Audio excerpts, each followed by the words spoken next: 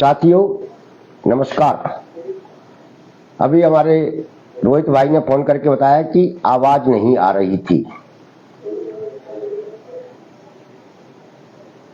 अब शायद मेरी आवाज आप तक पहुंच रही होगी। आज इस फेसबुक लाइव चर्चा में एक खबर है और 2-3 मुद्दे हैं जिस पर हम आपसे चर्चा करना चाहते हैं। खबर राजस्थान और छत्तीसगढ़ से है, जहां आउटसोर्स प्रथा को सरकारी विभागों से पूरी तरीके से विदा कर दिया गया है और वहां कार्यरत कर्मचारियों को उनके विभागों में समकक्ष पदों पर संविलियन कर दिया गया है। ये सोशल मीडिया पर खबर काफी हमारे आउटसोर्स कर्मचारियों के बीच में चर्चा का विषय रही है। छत्तीसगढ़ और मध्य प्रदेश में भी 15-15 साल से बीजेपी की सरकार थी। 2018 में वहां बदलाव हुआ और वहां कर्मचारियों के लिए बहुत अच्छे बेहतर फैसले हुए हैं। मध्य प्रदेश में भी 2018 में बदलाव हुआ था।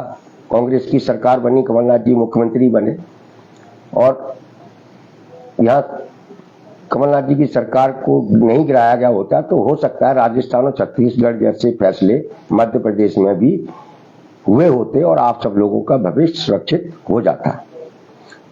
हम छत्तीसगढ़ राजस्थान सरकार के मुख्यमंत्रियों को मध्य प्रदेश के आउटसोर्स कर्मचारियों की तरफ से बधाई देते हैं, धन्यवाद देते हैं कि उन्होंने इस अन्यायकारी कल्चर का अपने अपने राज्यों में खत्म किया है। अब सवाल है जो अक्सर सोशल मीडिया पे हमसे लगातार आउटसोर्स कर्मचारियों द्वारा पूछा जा रहा है। एक पहला सवाल ये है और कई लोग ये उत्सुक हो रहे हैं, उनका कहना है कि हमें हड़ताल करनी चाहिए। साथियों, हड़ताल किसी भी आंदोलन का आखिरी हथियार होता है।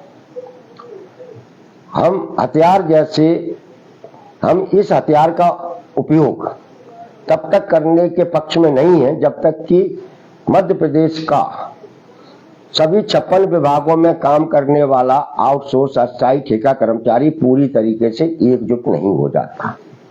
इसलिए हम लगातार 1-1.5 साल से जो प्रयास कर रहे हैं, छोटे छोटे आंदोलनों के जरिए, बड़े बड़े आंदोलनों के जरिए आउटसोर्स कर्मचारियों को एकजुट करने का काम कर रहे हैं। और हम लोगों की 1-1.5 साल की सक्रियता की सबसे बड़ी सफलता ये है कि आज मध्य प्रदेश में आउटसोर्स एक मुद्दा बन गया है, बड़ा मुद्दा बन गया है। जो लोग आउटसोर्स पर चर्चा नहीं करते थे वो सब लोग इस पर चर्चा करने लगे हैं। इसलिए साथियों, हम लोगों ने 10 सितंबर की भोपाल रैली के दौरान ही अपने भविष्य की रणनीति की घोषणा कर दी थी। हमने उस दिन हड़ताल के बारे में भी काफी कुछ बोला था। हम आपको फिर यकीन दिलाते हैं कि हम लोग हड़ताल करेंगे। ये सब कुछ जो चल रहा है हमारी उसी की तैयारी चल रही है और ये सरकार को भी पता है कि ऑल डिपार्टमेंट आउटसोर्स अस्थायी ठेका कर्मचारी संयुक्त मोर्चा कुछ भी कर सकता है। इसलिए सरकार के पक्ष की तरफ से लगातार जब भी हमारे प्रतिनिधि मंडल उनसे मिलते हैं तो उनसे कहते हैं कि आउटसोर्स के बारे में सरकार कुछ सोच रही है, कुछ कर रही है। आज भी ये जानकारी आई है कि शेखावत जी ने कहा है कि 25 से 30 सितंबर के बीच में आउटसोर्स की पंचायत सरकार बुला सकती है और उसमें कुछ घोषणा कर सकती है। हम लोगों ने भी जब कार्यक्रम तय किया था तब हम लोगों ने भी अपना कह के रखा, सरकार से ये अल्टीमेटम दिया था कि जितनी जल्दी हो सके वो आउटसोर्स पर निर्णय ले। हम सरकार को लगातार समय दे रहे हैं और हमें उम्मीद है कि सरकार कुछ न कुछ फैसला करेगी हमारे इस अन्याय के शिकार कर्मचारियों के हित में। तो साथियों, जब हड़ताल का समय आएगा तब अपन हड़ताल करेंगे यदि सरकार ने हमारे बारे में कोई फैसला नहीं लिया। लेकिन जब हड़ताल करेंगे तो वो हड़ताल ऐतिहासिक होगी, इस बात से आप बेफिक्र रहें। दूसरा, जो सोशल मीडिया पे पूछा जा रहा है जो सवाल और कहा जा रहा है अक्सर कि भाई कांग्रेस ने अपने वचन पत्र में, कमलनाथ जी ने कभी क्यों नहीं आउटसोर्स के बारे में कुछ कह रहे हैं, उनको बोलना चाहिए। तो साथियों, कमलनाथ जी ने जब भी उनको मौका मिला है, जब भी कोई अवसर आया है, उन्होंने आउटसोर्स की चर्चा की है। कांग्रेस का वचन पत्र अभी आया नहीं है। जब वचन पत्र आप लोगों के बीच में आएगा तो उसमें आउटसोर्स, अस्थायी, ठेका कर्मचारी, अंशकालीन, जितने भी अल्प वेतनभोगी कर्मचारी हैं, उनके नौकरियों में सुरक्षा और उनके भविष्य को बेहतर बनाने वाले प्रावधान होंगे, वचन होंगे। यह हम लोग अक्सर कमलनाथ जी को, कांग्रेस के नेताओं को अपने ज्ञापनों के जरिए सुझाव देते रहे हैं, जो उनके वचन पत्र में शामिल है। इसलिए हमें वचन पत्र के आने का इंतजार करना चाहिए, और वचन पत्र आएगा तब हमारे सामने पूरी तस्वीर सामने आ जाएगी और हम उस समय उस पर चर्चा करेंगे। इसलिए और रहा सवाल कमलनाथ जी को, तो हम लोग 10 सितंबर को भी ये तय कर चुके थे और हम लोगों ने सबसे सहमति ली थी कि हम जब भी ऐसा अवसर आएगा तब हम एक कार्यक्रम करेंगे। अपने आउटसोर्स, अस्थायी, ठेका कर्मचारी संघ मोर्चा के जो प्रमुख पदाधिकारी हैं पूरे मध्य प्रदेश के, सिलेक्टेड 1000 लोगों को भोपाल बुलाएंगे। उनका एक कार्यक्रम करके उसमें माननीय कमलनाथ जी से आउटसोर्स के बारे में जो कांग्रेस पार्टी सोचती है, जो वचन वो देना चाहते हैं, सरकार बनने पर वो क्या करेंगे, ये सब उनसे उस कार्यक्रम में सामने आ जाएगा। इसलिए साथियों, ये कांग्रेस का के साथ हम लोगों की बातचीत हुई, कमलनाथ जी के साथ जो बातचीत हुई वो चर्चा है। तीसरा, आचार संहिता का सवाल लगातार लोग पूछ रहे हैं कि आचार संहिता लग जाएगी, आचार संहिता लग जाएगी, तब कैसे हमारे लिए कुछ नहीं हो पाएगा, फिर सरकार कुछ नहीं कर पाएगी। इस बारे में भी समय समय पर मैं बोलता रहा हूं। और आचार संहिता तो 4 साल 5 साल से नहीं लगी थी मध्य प्रदेश में, तब 5 साल में सरकार ने क्यों नहीं कुछ दे दिया? जब 5 साल आचार संहिता नहीं लगी, तब आपको कुछ नहीं मिला, तो हमें ये मालूम है कि ये 2 महीने के लिए लगने वाली आचार संहिता में भी कुछ नहीं मिलेगा। लेकिन जो हम आंदोलन कर रहे हैं, जो हम लोगों ने संघर्ष खड़ा किया है, जो हम लोगों ने एकता बनाई है, वह एकता आज बनाई है कल जीतने के लिए। मैं आपको एक बात स्पष्ट कह दूं कि ये जो आचार संहिता का जो दौर है, ये किसी भी पीड़ित प्रताड़ित लोगों के लिए सबसे अच्छा समय होता है अपनी बात राजनीतिक पार्टियों, बनने वाली सरकार, चुनाव लड़ने वाली पार्टियों के बीच में पहुंचाने का। क्योंकि आउटसोर्स कर्मचारी, अस्थायी कर्मचारी, ठेका कर्मचारी, अंशकालीन, दैनिक वेतनभोगी जो सब जगह काम करता है, उसे एक बात समझ लेना चाहिए कि आचार संहिता उस पर लागू नहीं होती है। वह कोई सरकारी कर्मचारी नहीं है। जैसा आपको आपके ही दफ्तर में आपके अधिकारी कहते हैं, परमानेंट कर्मचारी आपके साथ व्यवहार करते हैं, वो कहते हैं कि ये तो बाहर का आदमी है, ठेकेदार का आदमी है। आप इस बात को मान लीजिए, आप सरकारी कर्मचारी नहीं है, और ये बात आप मानते भी हैं। हमारी लड़ाई आपको सरकारी कर्मचारी बनवाने की लड़ाई है। जब हम सरकारी कर्मचारी नहीं है तो हमारे ऊपर आचार संहिता कैसे लागू होगी? हमारे ऊपर क्या कार्रवाई करेंगे? कुछ नहीं। और इसलिए हमने बहुत सोच समझकर अपने आंदोलनों के कार्यक्रमों की घोषणा की है। और हम कई बार ये बात स्पष्ट कर चुके हैं कि हम अगर आचार संहिता के दौरान खुद को सक्रिय रखेंगे तो हमको 3 फायदे होंगे। पहला, राजनीतिक पार्टियां जो चुनाव लड़ रही हैं, उनके कानों तक हमारी बात बहुत आसानी से और जल्दी पहुंचेगी। हम उनको ये एहसास कराने में सफल होंगे कि हमारे लिए, हमारी संख्या इतनी है, इसलिए हमारे लिए बात कीजिए, हमारे लिए बात नहीं करोगे तो हम हराने और जिताने की ताकत हम लोग रखते हैं। और ये संदेश आचार संहिता के दौरान हम चुनाव लड़ने वाली पार्टियों को दे सकते हैं। दूसरा, आचार संहिता में जब राजनीतिक पार्टियां वोट मांग रही होंगी, चुनाव प्रचार कर रही होंगी और आप अपने अधिकार की बात कर रहे होंगे, जो उस वातावरण में सबसे अलग तरह की बात होगी, उस बात को आम जनता भी गंभीरता से सुनेगी।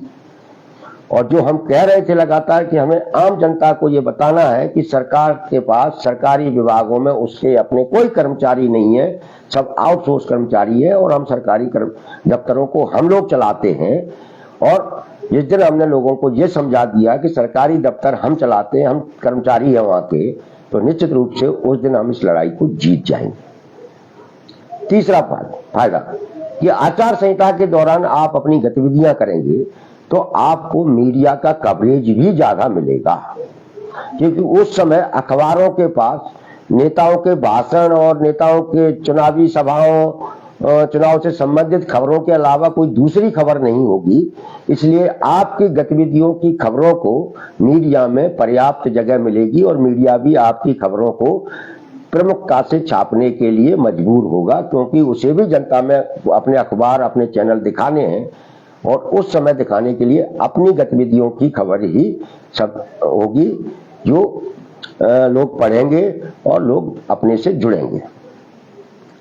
आचार संहिता के दौरान आंदोलन करने का हमने निर्णय इसलिए भी लिया है कि अभी तक सरकारों ने, अधिकारियों ने काम करने वालों को ये कहकर डरा के रखा कि आचार संहिता में कुछ नहीं हो सकता, इसलिए आचार संहिता में तो आप शांत रहिए।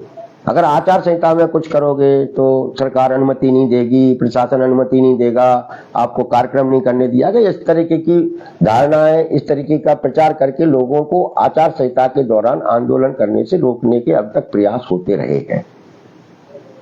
हमें एक नई लकीर खींचनी है और ये नई लकीर आचार संहिता के अंदर आपको अपने आंदोलनों की गति को बढ़ाकर, आंदोलनों की आक्रामकता को बढ़ाकर इस लकीर को बड़ा करना है। और ये फिर इतिहास बन जाएगा कि जब भी जो लोग परेशान होंगे वो फिर न आचार संहिता की परवाह करेंगे, न किसी प्रशासन से अनुमतियां, इजाजत लेने की चिंता करेंगे, वो अपनी बात कहते रहेंगे। इसलिए साथियों, पिछली चर्चा में हमने आपसे कहा था कि हम सरकार द्वारा बुलाई जा रही पंचायत का इंतजार कर रहे हैं और हमारे जिलों में लोग अपने अपने स्तर पर सक्रिय हैं। वो सरकार को ज्ञापन दे रहे हैं, सरकार के प्रतिनिधियों को ज्ञापन दे रहे हैं, उनसे कह रहे हैं कि सरकार हमारे लिए कुछ करे और अपना उनके ऊपर दबाव बना रहे। इसलिए हमने उसी समय अपनी कोर कमेटी से चर्चा करने के बाद ये तय किया था कि 2 अक्टूबर के दिन जिला मुख्यालयों पर ऑल डिपार्टमेंट की तरफ से इतिहास पुरुष की प्रतिमा के समक्ष बैठकर धरने प्रदर्शन किए जाने चाहिए। ये प्रदर्शन आपके प्रभावशाली प्रदर्शन होना चाहिए। उस दिन आप पुनः सरकार को ज्ञापन दें, मुख्यमंत्री से अनुरोध करें, निवेदन करें, मनोहार लगाएं कि आप आउटसोर्स कर्मचारियों की पंचायत इस आचार संहिता से पहले बुला लें और हमारे लिए कम से कम इतना कर दें कि हम अपनी जीवन सम्मानजनक तरीके से जी सकें।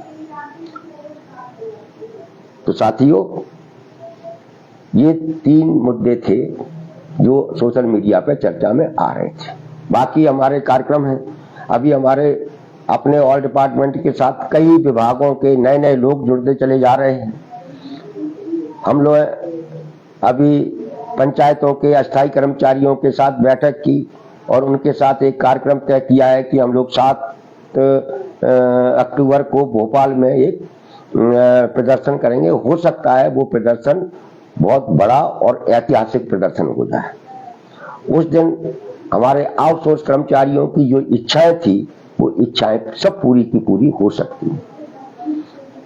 और 8, 15, 22 ये हमारे रेल रोको के कार्यक्रम हैं जो यथावत हैं, जिसकी तैयारियां हम अपने स्तर पर कर रहे हैं और कुछ दिनों बाद हम इन तीनों जगहों के आसपास के जिलों में निकलेंगे भी। इस रेल रोको को हमें ऐतिहासिक बनाना है और यदि हमने इसको कर लिया तो आप समझ लीजिए कि मध्य प्रदेश का आउटसोर्स कर्मचारी सरकारी विभागों के निजीकरण के मुद्दे को पूरे देश के अंदर चर्चा का विषय बना देगा।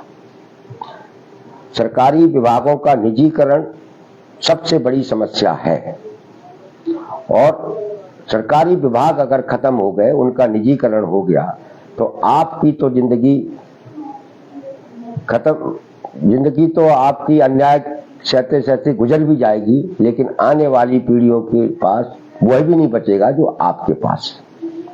सब कुछ लोगों के पास केंद्रित होता हुआ चला जाएगा। इसलिए साथियों, आचार संहिता लगने से पहले मध्य प्रदेश के मुख्यमंत्री माननीय शिवराज सिंह चौहान जी थोड़ा बहुत हमारे लिए अगर कुछ कर सकते हैं तो हम अभी भी उनसे यही उम्मीद करेंगे और उम्मीद लगाए हुए हैं कि वो आउटसोर्स कर्मचारी जिनके साथ 10-15 साल से अन्याय हो रहा है, जिनकी संख्या 10-12-15 लाख तक है, उनके जीवन को बेहतर बनाने का काम करें। बाकी हमारा अपना स्पष्ट मानना है कि संघर्ष का कोई विकल्प नहीं होता है। संघर्ष हमेशा जीतता है। संघर्ष को आज तक कोई नहीं हरा पाया, चाहे कितना बड़ा ताकतवर हुकूमत हो। तो साथियों, अपने दिमागों में अपने हक और अधिकार के लिए संघर्ष करने की मानसिकता को मजबूत बनाइए और आचार संहिता में कांग्रेस और बीजेपी या दूसरी राजनीतिक पार्टियां जब वोट मांग सकती हैं, सभाएं कर सकती हैं, रैलियां निकाल सकती हैं, तो मध्य प्रदेश का 10-12-15 लाख जो आउटसोर्स अस्थायी ठेका कर्मचारी है वह भी धरने, प्रदर्शन, रैलियां कर सकता है। संविधान हमको ये अधिकार देता है। लोकतांत्रिक सरकारों के अंदर लोकतांत्रिक व्यवस्था में हमारे पास ये अधिकार है। इसलिए हम अपने इस अधिकार का प्रयोग आचार संहिता में भी करेंगे। अंतिम बात, मुख्यमंत्री जी द्वारा की अब तक की गई पंचायतों के बारे में। आज हमारी संविदा स्वास्थ्य कर्मचारियों के संगठन के साथ बैठक हुई, वो भी नाराज है, आज तक उनके आदेश नहीं निकले। आज कोटवारों की बैठक हुई, पंचायत हुई, आपने सब कुछ सुन लिया होगा, पढ़ लिया होगा और आपने अगर थोड़ा सा दिमाग लगाया हो तो आप उस पंचायत में सरकार द्वारा की गई घोषणाओं पर थोड़ा गंभीरता से विचार करें। इस सरकार कोटवारों से भी मुफ्त में काम करा रही थी। मुफ्त में काम किन कोटवारों से? जिन्हें एक सेवा भूमि का जिक्र हुआ है, जो सेवा भूमि कोटवारों को कांग्रेस की सरकारों ने दी थी। यानी 15 साल 20 साल पहले कोटवारों को जो जमीनें दी थी कांग्रेस की सरकारों ने, वो सेवा भूमि की जमीन, वो जमीनें इसलिए दी गई थी कि इनका जीवन यापन बेहतर तरीके से चलता रहे, क्योंकि ये भूमिहीन लोग थे। 20 साल में इन कोटवारों को इनने मध्य प्रदेश की सरकार ने कुछ नहीं दिया। जिनके पास सेवा भूमि थी उनसे मुफ्त में काम करा रहे थे। जिन्हें सेवा भूमि नहीं मिली उनको 2000-4000 रुपए मिल रहे थे, जो बढ़ाकर उनने अभी जिनको नहीं मिल रहे थे उनको 1000 किए, जिनको 1000 मिल रहे थे उनको 2000 किए। यानी कि ये सरकार की पूरी नीतियां ही समाज के सबसे कमजोर तबके से मुफ्त में काम कराने वाली नीतियां हैं। इन्हें बदलवाने की लड़ाई आपको लड़नी है। दूसरे भी रोजगार सहायक और वगैरह वगैरह को दिया है, तो बहुत संघर्ष के बाद सरकार ने सिर्फ इसलिए इस समय दिया है कि चुनावी समय है, एक और हम तैयारी कर रहे हैं। देखिए, सरकार सबकी होती है, जो मैं पहले भी आप सब लोगों से बोलता रहा। सरकार ने जब रोजगार सहायकों, पंचायत सचिवों की पंचायत बुलाकर कुछ घोषणाएं की, क्या आप जरा सोचिए कि सरकार क्या एक विभाग जो ग्रामीण पंचायत विकास विभाग है उसके सारे कर्मचारियों के लिए घोषणा नहीं कर सकती? आपने एक मंत्रालय, एक विभाग के अंदर भी सिर्फ 2 कर्मचारियों की पंचायतें बुलाई और दोनों के लिए घोषणा की। अरे भाई, एक पंचायत बुला के ग्रामीण पंचायत मंत्रालय के अधीन जितने भी कर्मचारी काम करते हैं उनके लिए घोषणा करनी चाहिए थी। लेकिन यहां भी इन्होंने पंचायतों के जो अस्थायी आउटसोर्स ठेका कर्मचारी हैं उनको छोड़ दिया है।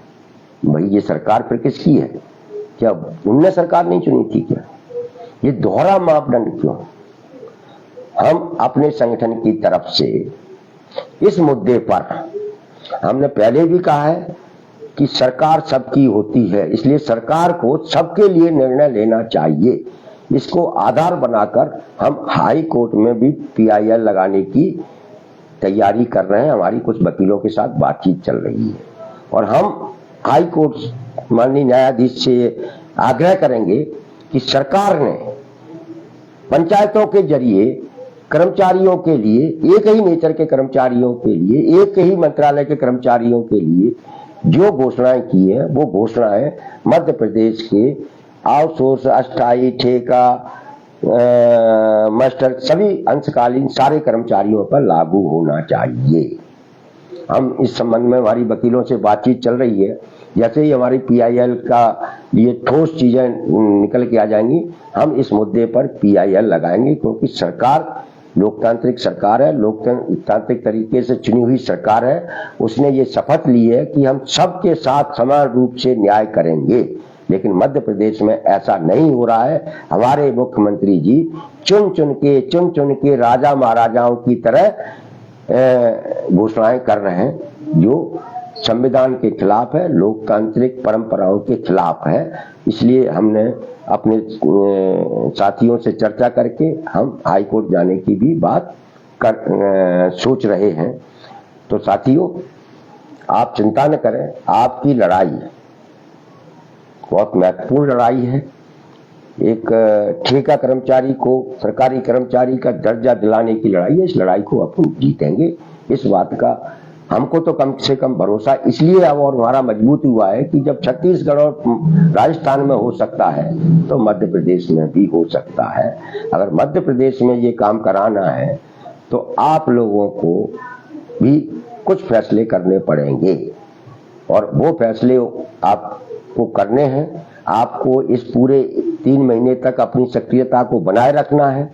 आपके जिंदगी के साथ जो खिलवाड़ किया गया है उसको बदला लेने की भावना के साथ आपको अपने आप को सक्रिय रखना पड़ेगा और तभी जाके आप कोई इस अपनी लड़ाई को जीत पाएंगे। हमें उम्मीद है कि आप मेरी बात से सहमत होंगे, आप मेरी भावनाओं को समझेंगे और इस आउटसोर्स आंदोलन को मध्य प्रदेश के कर्मचारियों के इतिहास का सबसे बड़ा, सबसे ताकतवर, सबसे आक्रामक आंदोलन बनाने में ऑल डिपार्टमेंट आउटसोर्स संयुक्त मोर्चा का साथ देंगे। ये काफिला अब निरंतर बढ़ता चला जा रहा है। हम सरकार का इंतजार कर रहे हैं, पंचायत का। अगर नहीं करती है आचार संहिता से पहले तो हम आचार संहिता के दौरान आंदोलनों की झड़ी लगा देंगे। हम यकीन है कि उस दौरान सरकार को, अधिकारियों को मजबूर कर देंगे हमारे बारे में फैसला लेने के लिए। तो साथियों, आप सबको पुनः नमस्कार। अगली बार बहुत जल्दी फिर इसी पेज पर आपसे मुलाकात होगी, नए सवालों के साथ, नई चर्चा के साथ। Thank you.